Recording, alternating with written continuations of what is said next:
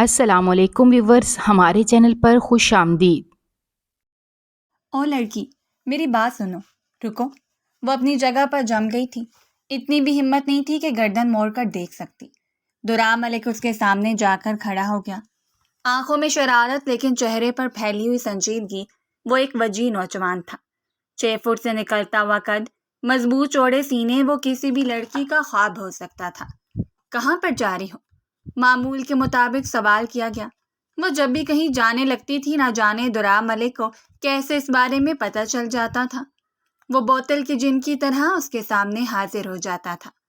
میں ایگزیبیشن میں جا رہی ہوں، اس نے ہچکچاتے ہوئے جواب دیا۔ کوئی ضرورت نہیں ہے، اپنے کمرے میں جاؤ۔ وہ آنکھیں بھارے حیرت سے دراب کے چہرے کو دیکھنے لگی۔ دراب اب کی بار اسے آنکھیں چھوٹے چھوٹے کر کے گھور رہا تھا۔ تمہیں کتنی بار سمجھایا ہے میں نے کہ اچھی لڑکیاں فضول میں گھر سے باہر نہیں نکلتی۔ تمہارے پیپرز بھی آنے والے ہیں، کمرے میں بیٹھ کر ان کی تیاری کرو۔ مگر میں انہیں ماموں جان سے پرمیشن لی تھی، اب کیا تم میرے ساتھ بحث کرو گی؟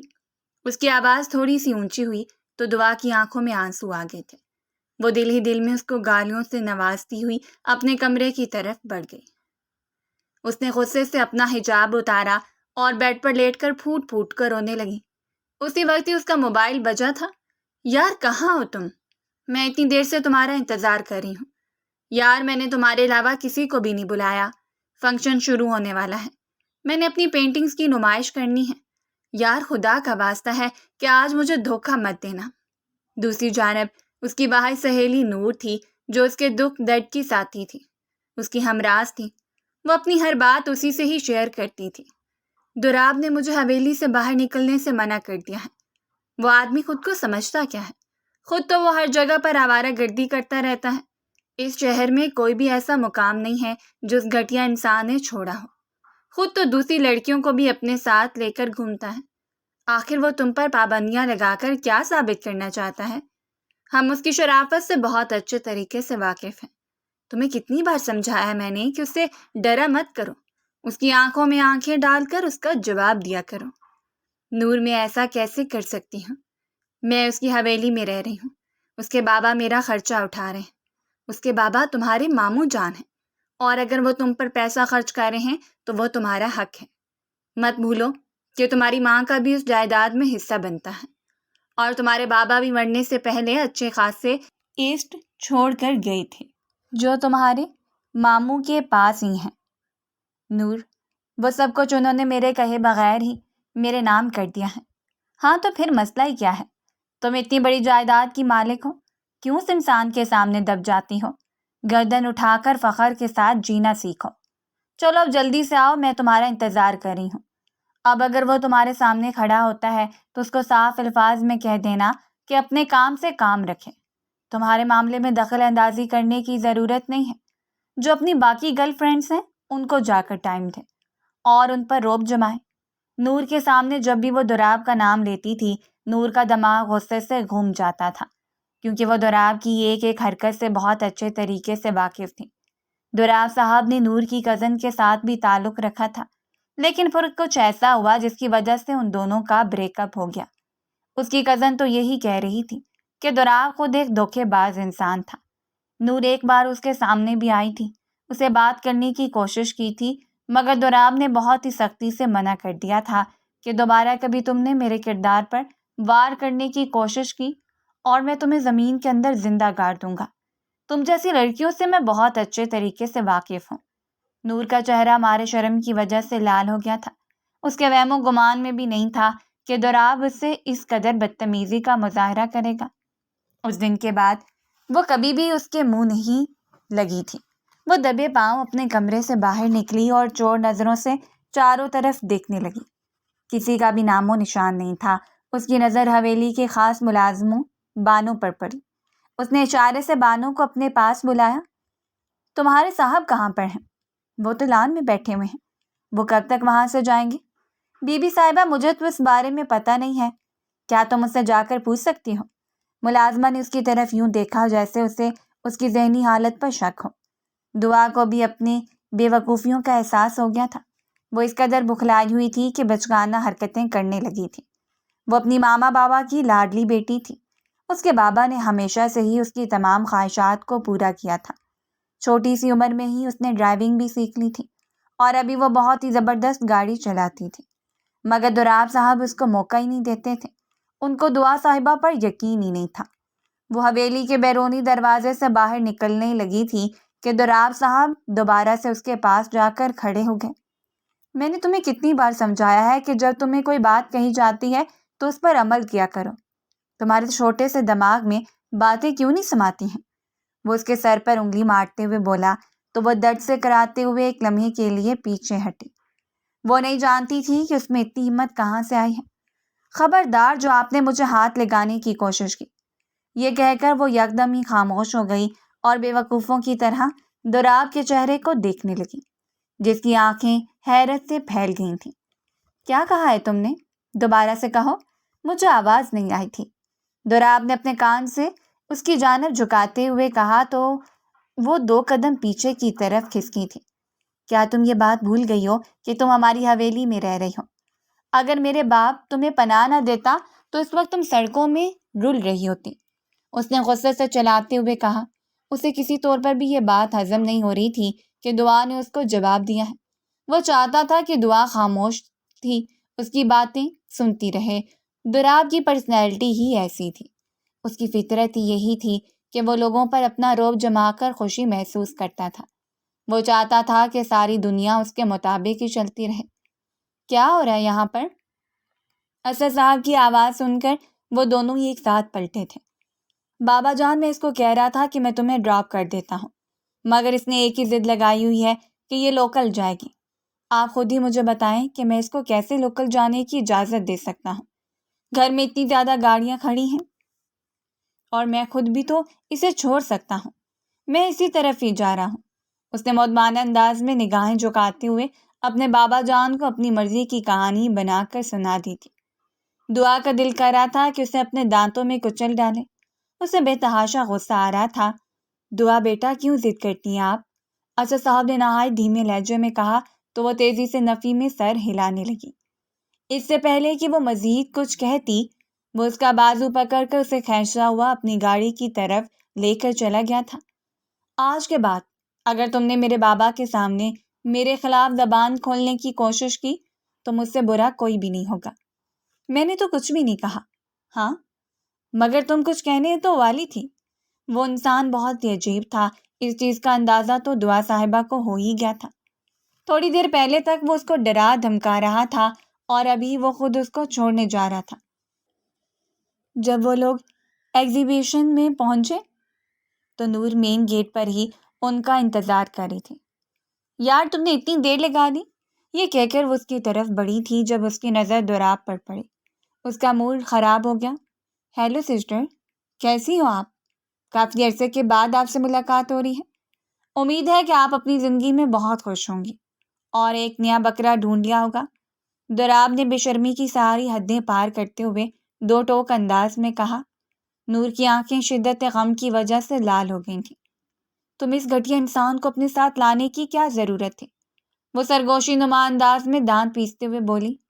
یہ بات بھی سچ تھی کہ اس میں اتنی ہمت نہیں تھی کہ وہ دوراب کے منہ پر یہ بات کہہ سکتی۔ میں تمہیں بعد میں سب کچھ بتاتی ہوں، ابھی میں خود بہت زیادہ پریشان ہوں، میرا دماغ چکرا رہا ہے۔ وہ اسے لے کر اندر چلی گئی تھی جبکہ دوراب وہیں سے واپس پلٹ گیا تھا۔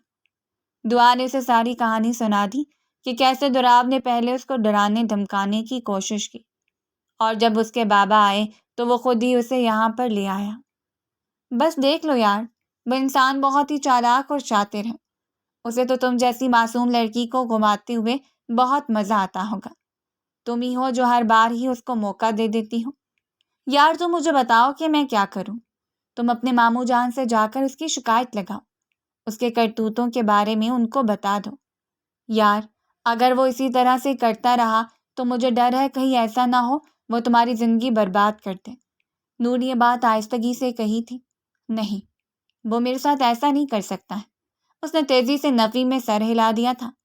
خیر، آپ دیکھ لو، تمہاری اپنی ہی مرضی ہے۔ وہ میری کزن کا یونیورسٹی فیلو رہ چکا ہے اور اس کی حرکتوں کے بارے میں تمہیں بتا بھی چکی ہوں۔ اگر میں تمہیں اپنی بہن نہ سمجھتی ہوتی تو قسم اٹھا کر کہتی ہوں کہ اس انسان کی وجہ سے میں تم سے بھی دوستی توڑ دیتی۔ مجھے اس انسان سے اس حد تک نفرت ہے۔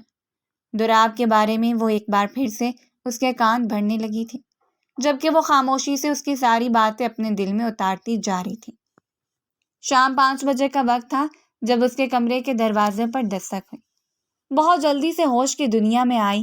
ایگزیبیشن میں وہ مسلسل اپنے چہرے پر ایک بزنس مین کی نظروں کی تپش محسوس کرتی رہی تھی۔ وہ بار بار ان کی پینٹنگز کے پاس آ کر کھڑا ہوتا تھا۔ اس کی نگاہیں تو پینٹنگ پر جمی ہوتی تھیں، مگر اس چھوٹی سی لڑکی کو یوں لگتا تھا جیسے وہ اس کی تعریف کر رہا ہو۔ وہ بہت زیادہ کنفیوز بھی ہو رہی تھی۔ یہی وجہ تھی کہ وہ زیادہ دیر تک وہاں پر رک نہ سکی، اور اب اس نوجوان کی سبز رنگ کی آنکھیں بار بار اس کے دماغ میں گھوم رہی تھیں۔ بلا شبہ وہ بہت ہی دلکش تھا، بہت زیادہ اٹریکٹیو تھا۔ اس سے پہلے اس نے اس قدر اٹریکٹیو مرد اپنی زندگی میں نہیں دیکھا تھا۔ وہ بولتا بھی بہت اچھا تھا، اس کی آواز کسی ساز کی مانند معلوم ہوتی تھی۔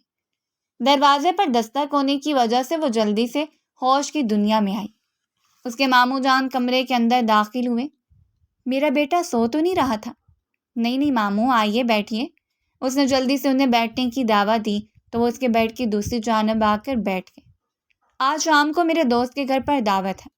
وہ کافی عرصے سے مجھے انوائٹ کر رہا تھا، مگر میں اسے ٹال رہا تھا۔ تو تمہیں تو پتہ ہے کہ بزنس کے 100 معاملات ہوتے ہیں، مجھے تو اپنے بچوں کے ساتھ بھی وقت گزارنے کا موقع نہیں ملتا ہے۔ اس کے ماموں جان نے تمہید باندھی اور پھر اس کے ساتھ ہی اسے بھی ساتھ چلنے کے لیے کہا۔ وہ انکار کرنا چاہتی تھی کیونکہ اس کو اس طرح کی پارٹیز میں جانے کا کوئی شوق نہیں تھا، مگر ماموں جان کے اصرار کرنے پر وہ راضی ہو گئی تھی۔ میں نے تمہارے لیے ایک ڈریس بھجوایا ہے، تم نے وہی پہننا ہے اور اچھے سے تیار ہونا ہے۔ ٹھیک ہے میری بچی، ویسے تو تم بہت خوبصورت ہو، تم سادگی میں بھی غضب ڈھاتی ہو، لیکن وہ پارٹی دوسری نوعیت کی ہے۔ یہ کہہ کر وہ اس کے سر پر ہاتھ رکھ کر وہاں سے چلے گئے تھے، جبکہ وہ دوبارہ سے بیڈ پر اوندے منہ لیٹ گئی تھی۔ اس بانو سے دوراب کے بارے میں پوچھا تو وہ مسکراتے کہنے لگی، بی بی صاحبہ بے فکر ہو جائیں، وہ رات کی پارٹی پر نہیں جا رہے ہیں۔ میں نے ان کو بڑے صاحب سے بات کرتے ہوئے سنا تھا، انہوں نے اپنے دوستوں کے ساتھ آؤٹنگ پر جانا ہے۔ وہ بھی جانتی تھی کہ دعا کو اس شخص سے چڑ ہوتی ہے۔ اس کی بات سن کر دعا مسکرانے لگی اور اپنے ہاتھوں میں جو 1000 کا نوٹ پکڑا تھا وہ اس کے ہاتھوں میں رکھتے ہوئے شرارتی انداز میں بولی، بس مجھے اس طرح کی اچھی اچھی خبریں دیتی رہا کرو۔ کن اچھی خبروں کی بات ہو رہی ہے؟ اسی وقت یہ محترم بوتل کے جن کی طرح ایک بار پھر سے حاضر ہو گئے تھے۔ اسے اپنے گلے میں زہر اترتا ہوا محسوس ہوا۔ دل تو کر رہا تھا کہ وہ اس کو جواب دیے بغیر ہی اس کے پہلو سے ہو کر نکل جائے۔ بانو بھی وہاں سے فوراً ہی کھسک گئی تھی کیونکہ اس کو اپنی فکر ہونے لگی تھی۔ ان کے بیٹے نے اپنی کلاس میں پہلی پوزیشن حاصل کی ہے۔ اپنے آپ کو کمپوز کرتے ہوئے وہ مطمئن انداز میں بولی، مگر اس کا تو کوئی بیٹا اسکول ہی نہیں جاتا۔ جہاں تک مجھے پتا ہے اس کی صرف ایک بیٹی ہے۔ وہ مشکوک انداز میں اس کے چہرے کی طرف دیکھتے ہوئے بولا تھا۔ دوراب جو کہ بظاہر لاپرواہ نظر آتا تھا، وہ اندر سے حد سے زیادہ فکر کرنے والا تھا۔ تمام ملازموں کا خیال رکھتا تھا، ان کو ایکسٹرا پیسے بھی دے دیتا تھا، اور اگر کسی کو مدد کی ضرورت ہوتی تھی تو وہ بغیر کہے اس کی مدد بھی کر دیتا تھا۔ وہ گڑبڑا گئی کیونکہ اتنا تو وہ بھی بانو کے بارے میں نہیں جانتی تھی۔ پلیز سائڈ پر ہو جائیں۔ وہ اس کے بازو پر ہاتھ رکھی ہوئی اسے دائیں طرف دھکا دینے ہی لگی تھی کہ خود لڑکھڑا گئی۔ بلڈوزر کہیں اس کے منہ سے بے ساختہ پھسلا تھا۔ اسے زمین پر گرنے سے دوراب نے بچا تو لیا تھا، مگر اب وہ اس کی خوبصورت آنکھوں میں کھو گیا تھا۔ آخر کس کی آنکھیں اس قدر دلکش کیسے ہو سکتی ہیں؟ وہ سوچ کر رہ گیا تھا۔ اپنے چہرے پر اس کی نظروں کی تپش محسوس کرتے ہوئے وہ بہت زیادہ خائف ہو رہی تھی۔ ویسے تم اتنی بھی بری نہیں ہو۔ دھیمے لہجے میں یہ بات کر کے اس نے اسے کھڑا کیا اور خود لمبے لمبے ڈگ بڑھتا ہوا کچن سے باہر نکل گیا تھا۔ مگر مجھے آپ سے شدید ترین نفرت ہے دوراب صاحب۔ 2 دن پہلے ہی وہ اس کے کمرے میں غلطی سے چلی گئی تھی۔ دوراب نے اسے بری طرح سے خوفزدہ کر دیا تھا۔ وہ اس حد تک ڈر گئی تھی کہ دوراب سے آنکھیں ملانا ہی مشکل ہو گیا تھا۔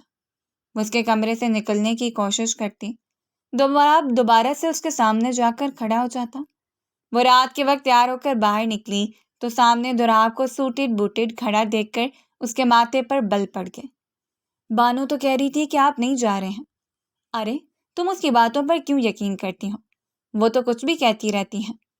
میں اپنے بابا کو کیسے وہاں پر اکیلا بھیج سکتا تھا؟ میں بابا کے ساتھ ہی جا رہی ہوں۔ اگر آپ کو اپنے دوستوں کے ساتھ جانا ہے، چھوٹی لڑکی، اپنے کام سے کام رکھو۔ میں نوٹ کر رہا ہوں کہ تمہاری زبان کچھ زیادہ ہی چلنے لگی ہے۔ مجھے زبان درازی کرنے والی عورتیں بالکل بھی پسند نہیں ہیں، اور ہمارے خاندان کی عورتیں تو یہ غلطی کرنے کے بارے میں سوچتی بھی نہیں ہیں۔ دانت پیستے ہوئے اپنی بات مکمل کر کے وہ دائیں جانب کھڑا ہو گیا تھا۔ دن کے وقت اس کے لہجے میں جو خوشگواریت گھلی ہوئی تھی وہ اب کہیں بھی نظر نہیں آ رہی تھی۔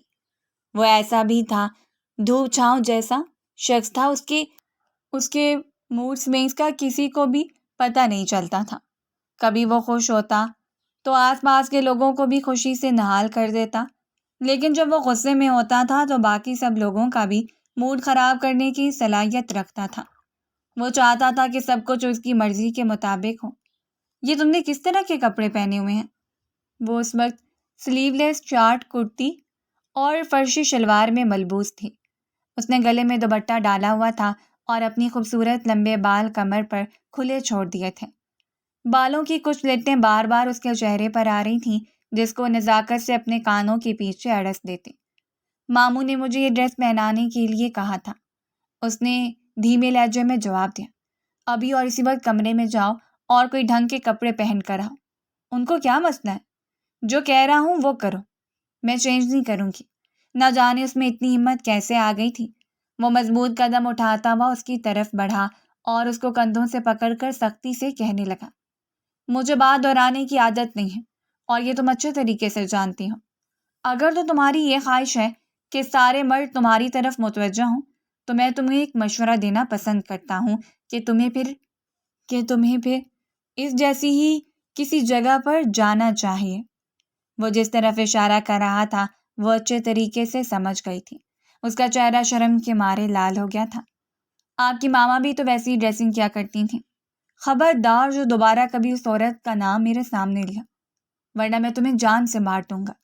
وہ اس قدر اونچے آواز میں ڈھاڑا تھا کہ اس کو اپنے کانوں کے پردے پھٹتے ہوئے محسوس ہوئے تھے۔ دوراب نے غصے سے اپنی مٹھیاں بھینچ لی تھیں۔ ابھی اور اس وقت میری نظروں کے سامنے سے دفع ہو جاؤ اور جا کر چینج کر کے آؤ۔ بابا جان نکل چکے ہیں، میں تمہیں اپنے ساتھ لے کر جاؤں گا، مگر مجھے آپ کے ساتھ نہیں جانا ہے۔ روتے ہوئے وہ اپنے کمرے کی طرف بڑھ گئی تھی۔ تھوڑی دیر میں دروازے پر دستک ہوئی تو وہ نہ چاہتے ہوئے بھی تیار ہونے لگی۔ اب کی بار اس نے شارٹ فراک پہنی ہوئی تھی۔ دوپٹہ سر پر لو، ایک نیا حکم آیا تھا۔ اس نے خاموشی سے اپنے سر پر دوپٹہ جما لیا تھا۔ اس کی آنکھیں رونے کی وجہ سے لال ہو گئی تھیں، جبکہ اس کا منہ بھی پھولا ہوا تھا۔ جب وہ دونوں وہاں پر پہنچے تو دوراب صاحب اپنے دوستوں کی طرف چلا گیا۔ اسے سمجھ نہیں آ رہی تھی کہ وہ کہاں جائے۔ What a pleasant surprise! Dilawar Khanzada نے جب اس خوبصورت حسینہ کو اپنی پارٹی پر دیکھا تو اسے خوشگوار سی حیرت ہوئی تھی۔ اس نے ایک لمحے کی دیری لگائے بغیر اس کی جانب اپنے قدم بڑھا دیے تھے۔ سونیا ایوب جو کہ اس کے پہلو میں ہی کھڑی تھی، دلاور کی آنکھوں میں چمکتے ہوئے دیکھ کر وہ اندر ہی اندر جلنے لگی تھی۔ وہ اس کی پرسنل سیکرٹری تھی، اس کے ساتھ پچھلے 5 سالوں سے کام کر رہی تھی۔ وہ دلاور سے بے تحاشا محبت کرتی تھی اور اس کو حاصل کرنا چاہتی تھی، مگر دلاور کو اس کی ذات میں دلچسپی نہیں تھی۔ وہ من موجی سا بندہ تھا، اپنی منمانی کرنے والا تھا۔ پیار محبت کے چکروں میں پڑنا اس کے نزدیک ایک فضول عمل تھا۔ لیکن جب سے اس نے دعا کو دیکھا تھا، پہلی ہی نظر میں اس کا دیوانہ ہو گیا تھا۔ آج سے پہلے کوئی بھی عورت اسے اپنے دل کے قریب نہیں لگی تھی۔ وہ پہلی عورت تھی جس نے اس کے دل کے دروازے پر دستک دی تھی اور اس کو محبت جیسے جذبے سے آشنا کروا دیا تھا۔ محترمہ، اس نے اپنے ہاتھ دعا کی طرف بڑھایا تو وہ خالی خالی نظروں سے اس کے چہرے کی طرف دیکھنے لگی۔ وہ بہت زیادہ کنفیوز ہو رہی تھی۔ وہ بھی ایلیٹ کلاس سے تعلق رکھتی تھی۔ اس کی فیملی میں یہ ساری چیزیں بہت ہی عام سی تھیں، مگر نہ جانے کیوں اسے ہاتھ ملاتے ہوئے وہ ہچکچا رہی تھی۔ دوسری طرف اسے دوراب سے بھی ڈر لگ رہا تھا، جس نے ایک ذرا سی بات پر اس کو ڈانٹ دیا تھا۔ اگر وہ اسے کسی اجنبی مرد کے ساتھ ہاتھ ملاتا ہوا دیکھ لیتا تو نہ جانے وہ کیا کرتا۔ میں لڑکوں سے ہاتھ نہیں ملاتی ہوں، اس نے اپنی نگاہیں جھکاتے ہوئے کہا۔ او آئی ایم ریئلی سوری، اگر میں نے آپ کو انسیکیور فیل کروایا ہو، مجھے آئیڈیا نہیں تھا۔ وہ فوراً سے ہی معذرت کرنے لگا۔ اور شرمندہ بھی نظر آ رہا تھا۔ وہ حیران رہ گئی، اس کو لگا تھا کہ سامنے کھڑا شخص غصہ کر جائے گا۔ کیا میں آپ سے آپ کو انٹروڈکشن لے سکتا ہوں؟ دیکھیے مجھے غلط مت سمجھے گا، اس نے فوراً سے ہی اپنی بات کی تصحیح کر دی تھی۔ وہ اس کے ساتھ ہی وہاں پر پڑے چیئر پر بیٹھ گیا تھا۔ دعا نے اسے بتایا کہ وہ اسد صاحب کی بھانجی ہے اور اپنے کزن دراب کے ساتھ یہاں پر آئی ہے۔ ارے وہ نفسیاتی انسان، کیا وہ آپ کا کزن ہے؟ یہ کہہ کر وہ یکدم ہی خاموش ہو گیا تھا اور کھوجتی ہوئی نظروں سے دعا کے چہرے کی طرف دیکھنے لگا تھا۔ اس کی آنکھوں میں حیرت آئی اور پھر اس کی آنکھیں بھی مسکرانے لگی تھیں۔ تو ہر کوئی دراب کے بارے میں ایک جیسا ہی سوچتا تھا۔ جس کا بھی دراب سے واسطہ پڑا تھا اس کا یہی کہنا تھا کہ وہ سنکی ہے، اپنی منمانی، ضدی اور بگڑا ہوا نواب زادہ ہے۔ وہ کافی دیر تک اس کے ساتھ بیٹھ کر باتیں کرتی رہی تھی۔ اس نے اسے اپنے کالج کے بارے میں بھی بتایا تھا۔ اس نے دعا سے اس کے فیورٹ سبجیکٹس کے بارے میں پوچھا تو وہ اپنی چھوٹی سی ناک چڑھاتے ہوئے کہنے لگی کہ مجھے میتھ سے شدید نفرت ہے، مجھے میتھ کی بالکل بھی سمجھ میں نہیں آتی ہے۔ ارے ایسا تو مت کہیے، وہ میرا پسندیدہ سبجیکٹ ہے، دلاور نے بے چینی سے کہا۔ وہ بہت زیادہ مشکل ہے، مجھے اس کے فارمولے یاد نہیں رہتے اور نہ ہی مجھے اس کے سٹیپس یاد رہتے ہیں۔ اگر آپ کہیں تو میں سبجیکٹ پہ آپ کی مدد کر سکتا ہوں۔ آپ کے علم اضافے کے لیے میں بزنس کے ساتھ ساتھ ایک اکیڈمی بھی چلاتا ہوں اور میں میتھ کا ہی ٹیچر ہوں۔ واو، کیا یہ سچ ہے؟ جی بالکل یہ سچ ہے۔ یہ بھی ہو سکتا ہے کہ میں آپ کو ہوم ٹیوشن دے دیا کروں۔ میں اسد صاحب سے اس بارے میں بات کر لوں گا، اگر آپ کو اعتراض نہ ہو تو۔ وہ پسندیدہ نظروں سے اس کے چہرے کی طرف دیکھتے ہوئے بولا تو وہ ذرا سی کنفیوز ہو گئی تھی۔ آج سے پہلے کوئی بھی مرد اس کے قریب نہیں آیا تھا اور نہ ہی کسی نے اسے اس نظر سے دیکھا تھا۔ اس کے دل کی دھڑکنیں بھی منتشر ہو گئی تھیں۔ آپ ڈسٹرب تو نہیں ہو رہی ہیں؟ اس نے فوراً سے ہی اس کی بے چینی بھانپ لی تھی، اس لیے اس کی سہولت کے لیے سوال کرنے لگا تھا۔ نہیں نہیں، ایسی کوئی بات نہیں ہے، مجھے صرف 5 منٹ دیجیے گا، میں اپنے ایک پارٹنر سے مل کر آتا ہوں۔ یہ کہہ کر وہ وہاں سے اٹھ کر چلا گیا۔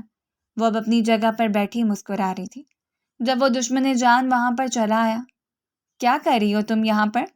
میں نے تمہیں کتنی بار سمجھایا ہے کہ فضول لوگوں سے بات کرنے کی ضرورت نہیں ہے۔ وہ فضول نہیں ہے، اس نے دان پیستے ہوئے کہا۔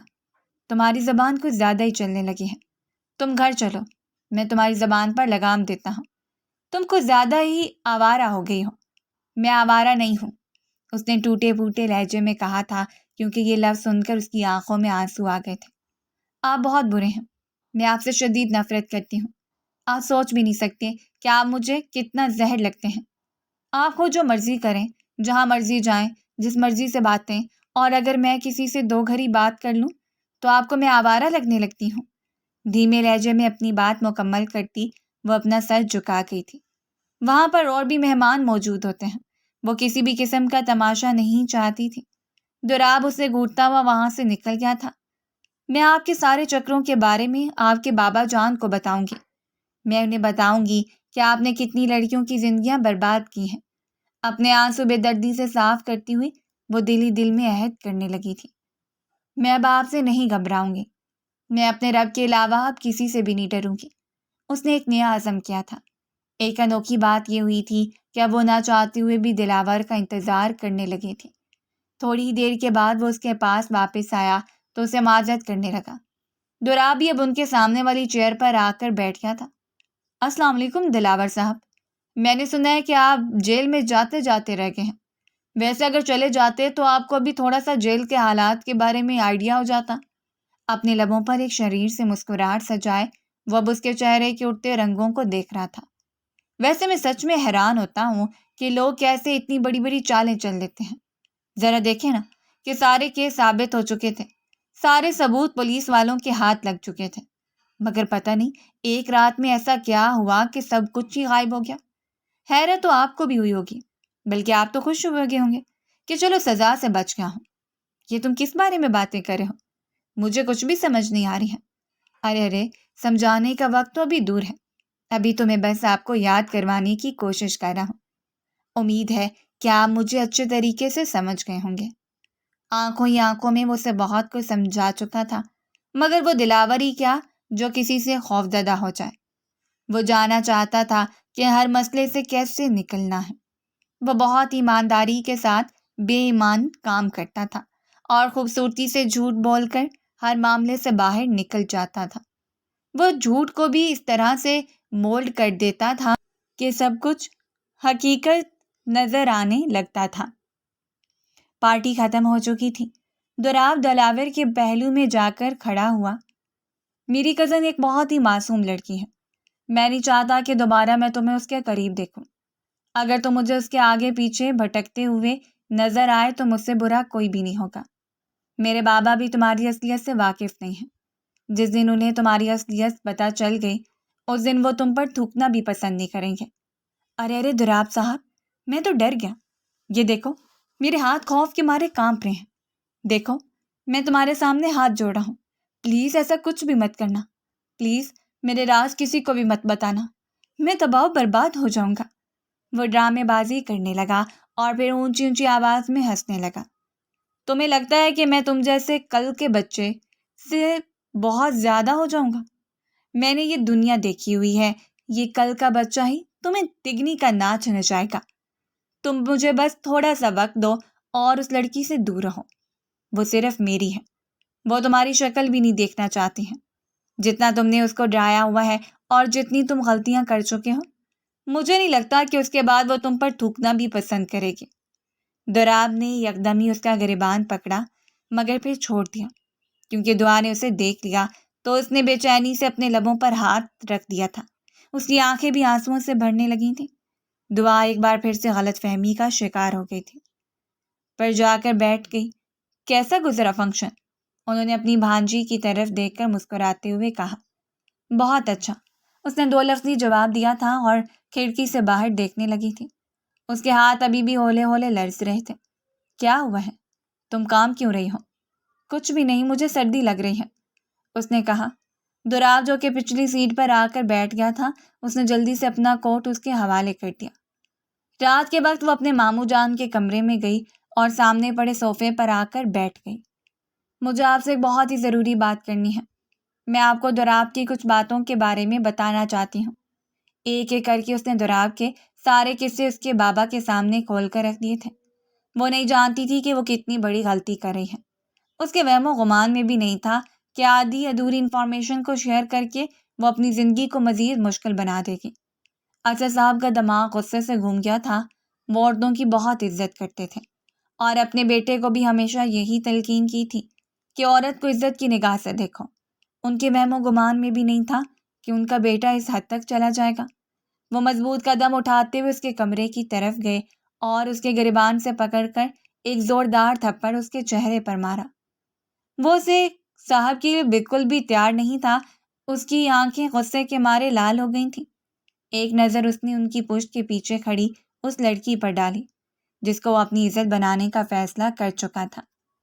میں سوچ بھی نہیں سکتا تھا کہ تم اس قدر بے حیا نکلو گے، وہ چلاتے ہوئے کہنے لگے۔ بابا جان، آپ میرے کردار پر وار کر رہے ہیں۔ جو گناہ میں نے کیا ہی نہیں ہے اب وہ میرے سر پر ڈالنے ہیں۔ ماموں جان، اس نے میری دوست کی کزن کی زندگی برباد کی، اور بھی بہت سی ایسی لڑکیاں ہیں اس نے ان کی زندگی برباد کی ہیں۔ انہوں نے اپنے بیٹے کو دھکے دے کر حویلی سے باہر نکال دیا تو اس کو کہہ دیا تھا کہ وہ اپنی گندی شکل دکھانے کی ضرورت نہیں ہے۔ یہ سب دیکھ کر وہ بہت زیادہ پریشان ہو گئی تھی۔ اس کے وہم و گمان میں بھی نہیں تھا کہ بات اس حد تک بڑھ جائے گی۔ اس کا دل زور زور سے دھڑک رہا تھا۔ وہ اپنے کمرے میں جا کر بیٹھ تو گئی تھی مگر بے چینی تھی کہ بڑھتی ہی چلی جا رہی تھی۔ اسی وقت ہی اس کا موبائل بجا۔ اس نے دیکھا کہ دوراب کا میسج تھا۔ جو کچھ تم نے میرے ساتھ کیا ہے اس کا تو میں حساب دینا ہوگا۔ تم نے اپنی زندگی کی سب سے بڑی غلطی کی ہے اور اب تم اس کا خمیازہ بھگتو گی۔ تم نے مجھ پر بے بنیاد الزامات لگائے ہیں، اب تمہیں اس کی قیمت چکانی ہوگی۔ اس کے ہاتھ لرزنے لگے تھے۔ موبائل اس کے ہاتھ سے چھوٹ کر زمین پر گر گیا تھا۔ موبائل کی سکرین ٹوٹ چکی تھی۔ اس نے جلدی سے اپنی دوست کو کال ملائی۔ یار، تم مجھے بتاؤ کہ تم گواہی دینے کے لیے تیار ہو نا؟ میں نے دوراب کی حقیقت اس کے بابا کو بتا دی ہے۔ میں نے انہیں بتا دیا ہے کہ کیسے اس نے تمہاری کزن کی زندگی برباد کی تھی۔ تم پاگل تو نہیں ہو گئی ہو؟ تم نے یہ سب کچھ کیوں کیا؟ بندہ کرنے سے پہلے ایک بار پوچھ تو لیتا ہے، اس کی دوست نے بے چینی سے کہا۔ تم نے خود ہی تو کہا تھا کہ تمہارے پاس ثبوت پڑے ہوئے ہیں۔ دعا کو اپنی آواز کسی گہری کھائی سے اتر ہوئی معلوم ہوئی۔ وہ سب کچھ ڈیلیٹ ہو چکا ہے، اب میرے پاس کچھ بھی نہیں ہے اور میں بھی کسی قسم کی گواہی نہیں دوں گی۔ خبردار جو تم نے مجھے اس معاملے میں پھنسایا، ورنہ میں تم سے اپنی دوستی بھی توڑ دوں گی۔ یہ کہہ کر نور نے جٹ سے کال کاٹ دی تھی۔ اس کا وجود خوف سے کانپنے لگا تھا۔ تو اس کی دوست نے اسے جو کچھ بھی کہا تھا وہ سب کچھ جھوٹ تھا؟ یہ سوچ کر ہی اسے ٹھنڈے پسینے آنے لگے تھے۔ کیا میں نے ان پر الزام لگایا ہے؟ کیا وہ ایسے نہیں ہیں؟ کیا سب لوگوں نے مجھے ان کے بارے میں جھوٹ بتایا ہے؟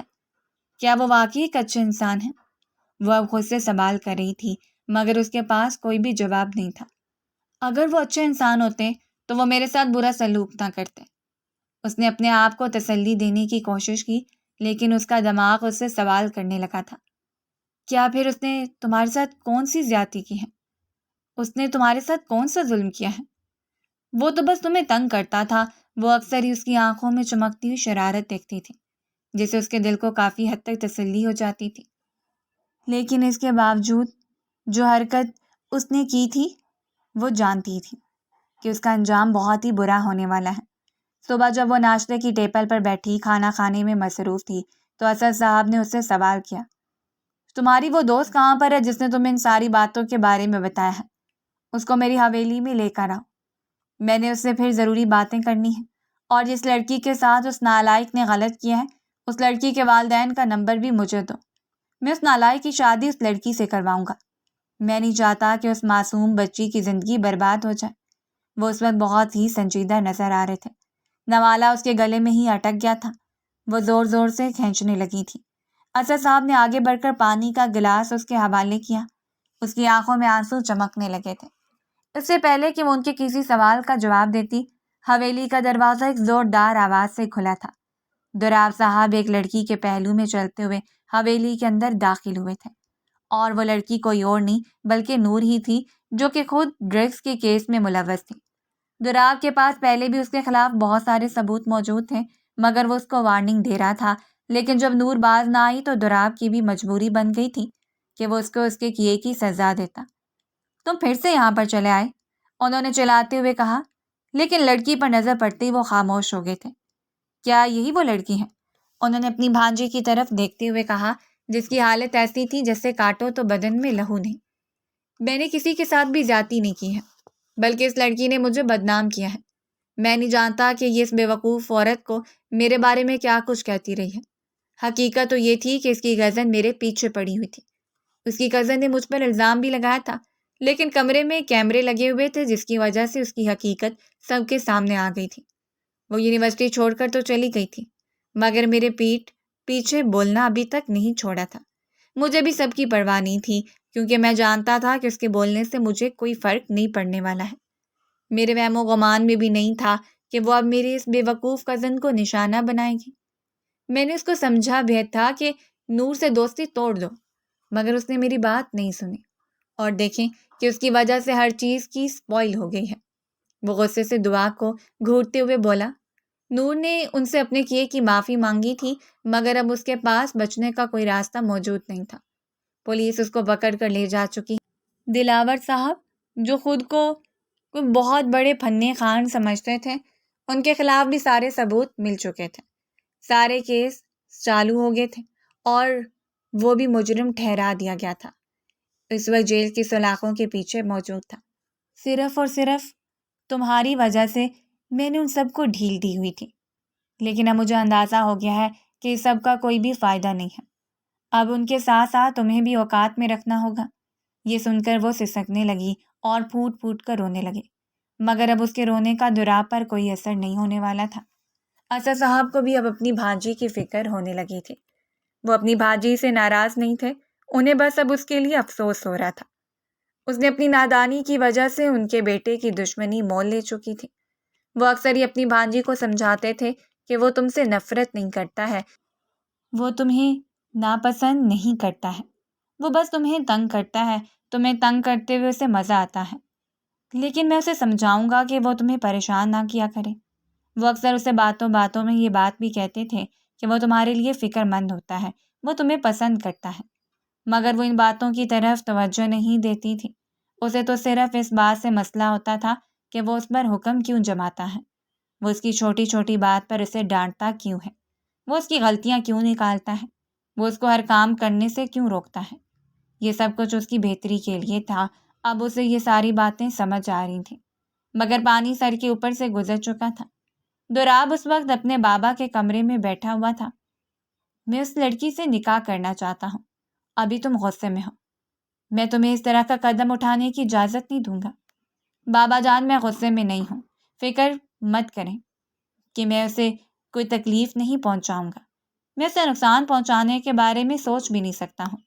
میں بس اسے سبق سکھانا چاہتا ہوں، اس کا دماغ ٹھکانے لگ پر لانا چاہتا ہوں۔ وہ ابھی چھوٹی ہے، اس کی عمر صرف 16 سال ہے۔ 2 سال بعد میں اسے نکاح کروں گا اور تب میں کسی کی کوئی بات نہیں سنوں گا۔ یہ اس کی آخری بات تھی۔ وہ گھر سے باہر نکل گیا تھا اور اگلے دن اسد صاحب کو پتہ چلا کہ وہ امریکہ چلا گیا ہے۔ ان کی امریکہ میں جو کمپنی تھی وہ اسی کو ہی ہینڈل کرنے لگا تھا۔ کچھ ہی عرصے میں اس نے کاروبار بہت زیادہ ایکسپینڈ کر دیا تھا۔ وہ جیسے ہی کسی سے بھی اپنی بیٹے کی بات کرتے تھے، انہیں اپنے بیٹے پر فخر ہوتا تھا۔ گھر میں بھی وہ ہر وقت اس کا ہی ذکر کرتے رہتے تھے۔ وہ اکثر ہی اسے دوراب کے قصے سناتے رہتے تھے۔ کبھی وہ ان کی باتوں میں دلچسپی لیتی تھی تو کبھی شرمندہ ہو جاتی تھی، کیونکہ ماضی کے لمحات اس کی نظروں کے سامنے گھومنے لگتے تھے۔ بانو دن بہت زیادہ پرجوش تھی۔ بی بی صاحبہ، آپ کو پتہ ہے کہ صاحب واپس آ رہے ہیں؟ یہ سن کر اس کا دل زور زور سے دھڑکنے لگا تھا۔ کیا وہ ابھی بھی مجھ سے نفرت کرتا ہوگا؟ کیا ابھی بھی اسے مجھ پر غصہ ہوگا؟ کیا ابھی بھی وہ میری شکل دیکھنا پسند نہیں کرے گا؟ ان 2 سالوں میں کوئی بھی لمحہ ایسا نہیں تھا جس میں اس نے دوراب کے بارے میں نہ سوچا ہو۔ وہ اس کے حواسوں پر سوار ہو گیا تھا۔ وہ اس کے سارے سوشل میڈیا اکاؤنٹس کو سٹاک کرتی تھی۔ اس کے لیے اس نے ایک فیک اکاؤنٹ بنایا ہوا تھا۔ جب بھی اس کی کوئی نئی پوسٹ آتی تھی تو اسے گھنٹوں بیٹھے دیکھتی رہتی تھی، اور اگر کوئی پوئٹری پوسٹ کرتا تھا تو اسے گھنٹوں بیٹھی پڑھتے رہتی تھی اور ہر طرح سے سمجھنے کی کوشش کرتی تھی۔ اس نے دوراب سے بات کرنے کی کوشش کی تھی، مگر اس نے دوراب نے بے رحمی کا مظاہرہ کرتے ہوئے غصے سے کالی کاٹ دی تھی۔ اس کا چہرہ شرمندگی کے مارے لال ہو گیا تھا۔ خدا کا شکر تھا کہ وہاں پر اسد صاحب نہیں تھے، ورنہ وہ پانی پانی ہو جاتی۔ بانو نے اس کے کندھے پر ہاتھ رکھتے ہوئے اس کو تسلی دی تھی۔ کیا فکر مت کریں، سب کچھ ٹھیک ہو جائے گا۔ صاحب، آپ سے نفرت نہیں کر سکتے ہیں۔ میں نے ان کی آنکھوں میں آپ کے لیے محبت دیکھی تھی، اور محبت ایک ذرا سی غلطی سے ختم نہیں ہوتی ہے۔ نہیں بانو، میں نے ان کے کردار پر وار کیا تھا۔ میری وجہ سے ان کے بابا نے ان کا گریبان پکڑا، ان کو تھپڑ مارا، انہیں دھکے دے کر گھر سے باہر نکال دیا۔ میں جس عورت کی باتوں میں آ گئی تھی وہ عورت خود ایک گنہگار تھی، وہ تو خود ایک مجرم تھی۔ خدا کا شکر تھا کہ میں نے اس دن اس پر بھروسہ کر کے اس کے ساتھ جانے کا فیصلہ نہیں کیا تھا۔ یہ کہہ کر وہ آنسو بہانے لگی تھی۔ اس کو لگ رہا تھا کہ اب اس کی زندگی میں صرف رونا ہی باقی رہ گیا ہے۔ بانو نے اسے اپنے سینے سے لگایا۔ بی بی صاحبہ نے آپ کے لیے تہجد میں دعائیں مانگتی ہوں۔ دیکھیے گا کہ اللہ تعالیٰ آپ کا نصیب بہت اچھا کریں گے۔ آپ کے لیے جو بہتر ہے وہی ہوگا۔ آپ اپنے دل کو پریشان مت کیا کریں اور نہ ہی دکھی ہوا کریں۔ آپ مجھے سیڈ بالکل بھی اچھی نہیں لگتی، آپ تو ہنستے مسکراتے ہوئے اچھی لگتی ہیں۔ وہ دن آ گیا تھا جب دوراب صاحب نے حویلی میں قدم رکھا تھا۔ 2 سال کے بعد وہ لوٹا تھا۔